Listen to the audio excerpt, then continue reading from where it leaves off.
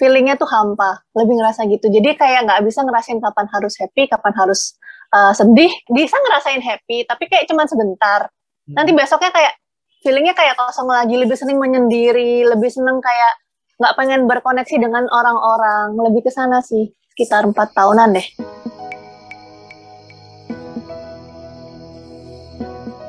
Nggak pengen berkoneksi?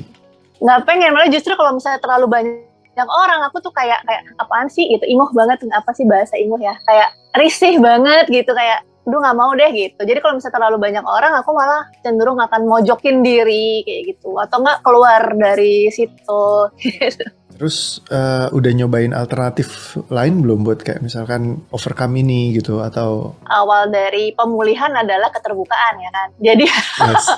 jadi aku mulai dengan cara sharing sama ketua DT aku. Kalau misalnya aku sharing, aku ngomong kayak gini-gini, aku punya masalah ini, cuman aku nggak ngerasa ada perbaikan dari diri aku. Dia ngomongin, oke, kita lebih mendekatkan diri dengan Tuhan, iya pasti akan ada, tapi feeling mendekatkan diri itu ke Tuhan pun aku nggak merasakan itu, gitu. Dan aku nggak merasakan kayak Tuhan juga dekat, gitu. Kayak aku merasakan aku dan dia ada gap. Entah karena ini masa laluku, atau dari masa yang aku udah lewatin kemarin-kemarin, tapi aku merasakan hal ini kayaknya mengganggu aku sekali. Jadi aku tidak produktif, gitu. Oke, ini case yang cukup interesting karena bentar aku garuk-garuk dulu. Karena Jangan ini, dikat ya. ya siap, ini nggak bakal dikat. Karena ini unik banget nih. Soalnya case yang kebetulan belum pernah aku handle karena sesuatu yang kayak masuk ke space yang baru gitu.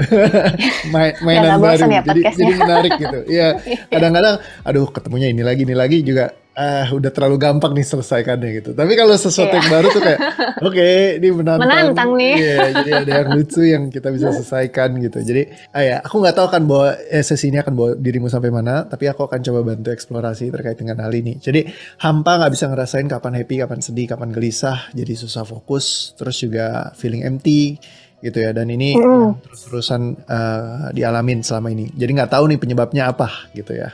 Misalnya kok pasangan aku ada di sini gitu ya, misalnya bareng sama aku tuh nggak ngerasa dia ada juga. Bener-bener aku kayak sendiri aja udah. Dia di samping aku gitu. Dan aku nggak ngerasa kayak emosi aku tuh valid. Jadi kayak semuanya serba salah. Jadinya aku lebih banyak diem. Terus kalau misalnya aku disalahin tuh aku iya aja, terima-terima aja.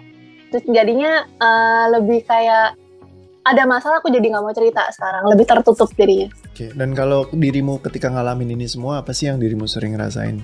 Lonely ya, lebih ke sana ya. Jadi kayak kenapa sih gue harus gini banget, kenapa sih harus begini, kenapa sih harus gitu. Jadi kayak banyak nanya kenapa. Ini kayak blaming myself-nya lebih kenceng ya. Karena mungkin gini, aku kan anaknya gampang berekspektasi lah. Nah kalau misalnya ketika aku berhubungan dengan satu orang, aku punya ekspektasi ke dia tuh tinggi.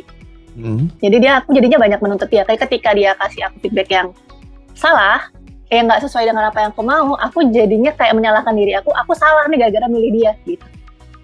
Kenapa kalau misalkan feedback nggak sesuai ekspektasi terus nggak bisa terima? Karena aku merasa tidak didengar.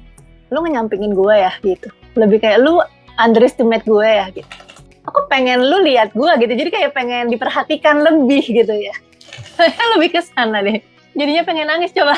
Nah itu ada triggernya di situ. Ketika kita sampai tiba-tiba jadi pengen nangis segala macam. Jadi makanya drivernya di situ. Jawabannya udah tahu belum? Private gak? Oh sih, sebenarnya karena dari kecil itu ya mama papa lah biasa, mereka itu ada buat aku tapi nggak ada emosionalnya. Secara emosi dia nggak ada. Jadi hanya materi aja. Terus aku juga baru tahu ketika aku besar itu ternyata aku punya mama tiri gitu. Buat aku sih untuk menerima itu tuh susah karena papa itu nyembunyiin mama tiri aku cukup lama sampai aku cukup besar untuk tahu itu.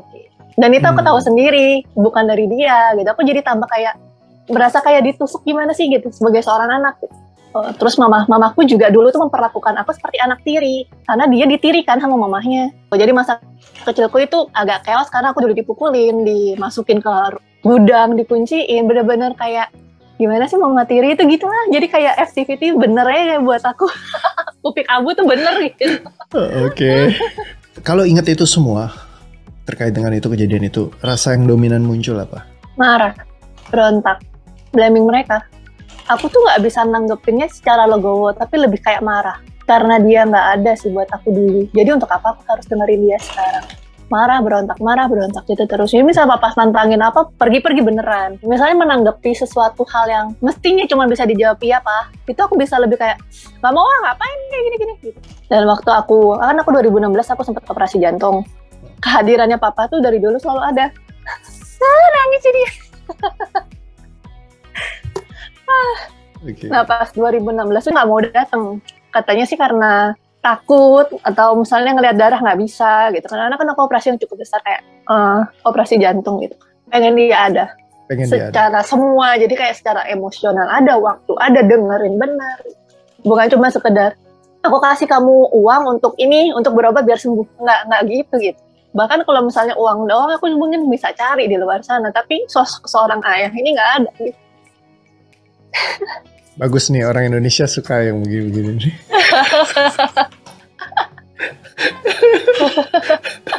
Lagi ada nangis-nangisnya tambah happy kayaknya. Apa nih? Bener ternyata.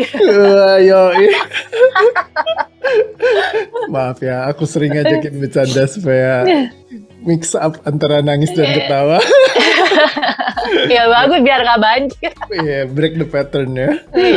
Oke, mungkin aku coba lepasin dulu di sini dari apa yang informasi yang kamu kasih sementara ini ya. Nanti kita akan lihat. Ini aku kasih satu kayak checkpoint satunya.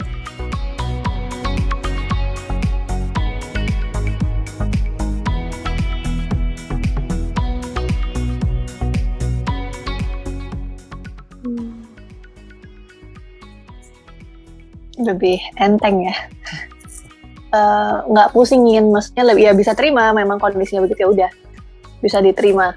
Oke, kalau sekarang ngebayangin, dulu kan dia perlakukan seperti itu, dia selalu peluk dan cium kamu, terus nggak ada, dan dia nggak mau datang waktu di 2016 segala macam kayak gitu. Ketika kamu ingat itu lagi, ada rasa yang masih nyangkut nggak? Nggak terima karena kan orang tua gimana sih, butuh support lebih dari seorang orang tua lah, karena kan yang lebih ngerti anaknya harusnya orang tua gitu. Yang ngerti emosi anaknya, yang ngerti harus ngapain. Kalau misalnya aku lagi marah atau lagi apa, dikebalikan, bukan diserang balik. Memang setiap kali ngomong, pasti ada yang ngomong, seharusnya papa. Oke, berarti... Seharusnya mama.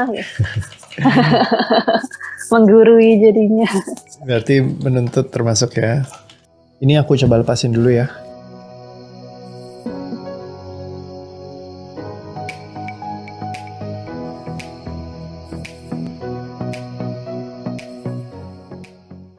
Nggak apa-apa. Nggak apa-apa, aman? Nggak apa-apa, aman. Oke. Nggak ada rasa yang marah gitu juga. Memang kayak udah gitu. Kosong gitu. Nggak ada yang kayak gitu lagi. Ya, wow. Bisa gitu ya ternyata. I believe it works like magic loh. Nggak bener-bener nggak kayak, nggak nyangka bakal bisa. Setelah banyak masalah kayak gini, aku tuh ngerasa kayak terblok dalam hal kayak rezekiku seret banget gitu, karena aku kok ngerasanya ngelawan orang tua aku terus, apa yang aku lakuin kok kayaknya gagal terus, aku yang kemarin blaming, marah, berontak, blablabla, jadi kesannya kayak aku melawan mereka terus kan, tidak menghormati mereka. Nah itu aku ngerasa kayak terblokir di situ gitu. Jadi kalau kita meyakini itu akan ngeblok rezekiku dan bikin rezekiku seret, keyakinan itu yang justru akan terwujudkan dalam benak bawah sadar kita. Sebenarnya rezeki dan keyakinan banyak memang diajarkan, katanya rezeki itu harus sama orang tua segala macam. Tapi banyak juga orang yang nggak akur sama orang tuanya, tapi rezekinya banyak. Ya. Makin kaya, iya. Kalau default programnya kita adalah seperti itu, kita jadi kayak ngeblok rezeki kita sendiri tanpa kita sadari ketika kita nggak deket sama orang tua kita. Karena apa? Kita ada keyakinannya. Tapi kalau sistem itu nggak ada dalam benak bawah sadar kita, seperti orang-orang itu mungkin mereka nggak kayak intens gitu energinya. Nah itu baik-baik aja gitu. Tapi ya lebih baik tentunya kalau kita baik sama orang tua kita. Jadi rezeki itu sebenarnya nggak ada kaitan kalau kesimpulan saya setelah ngeliat kayak gitu. Tapi kalau kebahagiaan ya itu berkaitan. Karena kalau dia nggak baik sama orang tuanya, berantem terus, ya mungkin mereka nggak bahagia. ketika mereka nggak ini. Nanti jadinya kayak merasa lonely yang tadi lagi tuh. Iya, balik lagi. Nah, patternnya ke situ. Kayak contohnya Steve Jobs misalnya, orang terkaya di dunia kan, nggak deket sama orang tua aslinya, malah deketnya sama orang tua angkat, ya kan? Tapi dia tetap bisa jadi orang terkaya di dunia gitu kan. Salah satu lah ya yang the bestnya kan. Oke.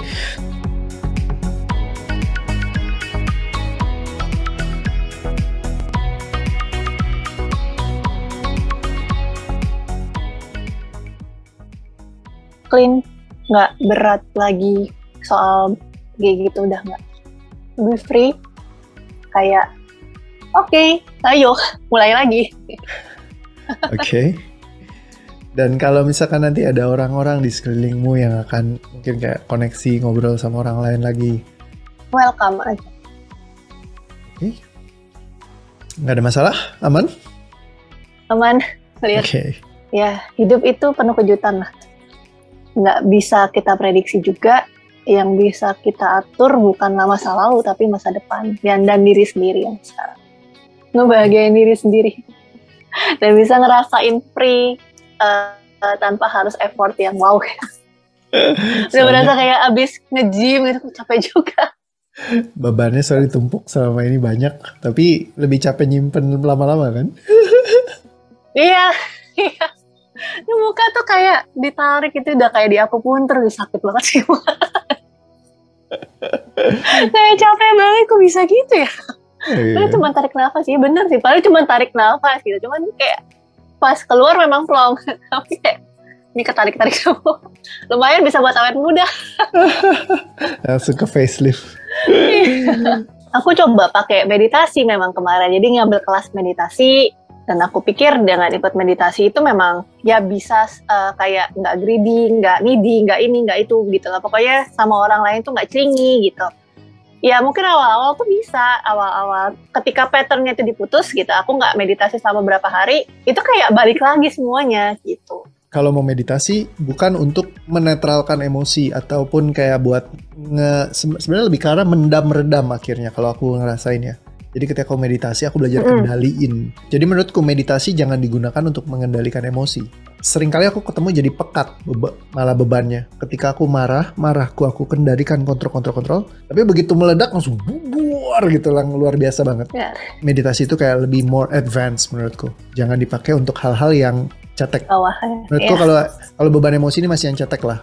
Yang kita beres-beresin dulu menggunakan teknik yang memang ya kalau Dio ini boleh bilang ya cukup simple banget lah buat buangin itu. Nah ketika ini udah kebuang baru kita meditasi tuh. Itu naik banget consciousness-nya kita tuh. Sehingga nanti meditasinya jadi quality banget. Ketika kita align bawah sadar dan pikiran sadar, yes, itu benar-benar yes. Jadi nggak ada rasa yang kayak nyangkut. Emang kalau aku terima ya karena aku terima. Atas bawah terima. Pikiran sadar, pikiran bawah sadar, oke, align. Nah itu yang kita selalu di dalam sesi DOA itu buat sampai ke titik itu. Ketika bebannya udah terbuang, clean, baru kita bisa align. Oke, yes, terima. It's my past, emang kejadian harus begitu, lewatinnya harus seperti itu. Ya tapi begitu udah selesai ya sudah. Itu gak penting lagi buat aku. Lebih penting kebahagiaanku di masa yang sekarang dan akan datang kan seperti itu. Ya tepuk tangannya buat Coach Reo. Thank you. Awalnya kayak masih kayak nggak percaya, makanya pas dengerin, kok biasanya bisa pada nangis ya, cuman begitu doang gitu kayak, ini beneran ya. Terus kayak, oh ternyata memang begitu. Sekarang pas dilepasin tuh kayak ambrol semua aja kayak, ya udah gitu loh. Percayalah DOA ini bukan settingan. Bukan settingan. Percayalah ini benar-benar adanya karena pas dilakuin itu benar-benar rasa kayak bebannya itu hilang satu. Ditunjukkan dari keringat-keringat saya dan tetesan air mata saya juga.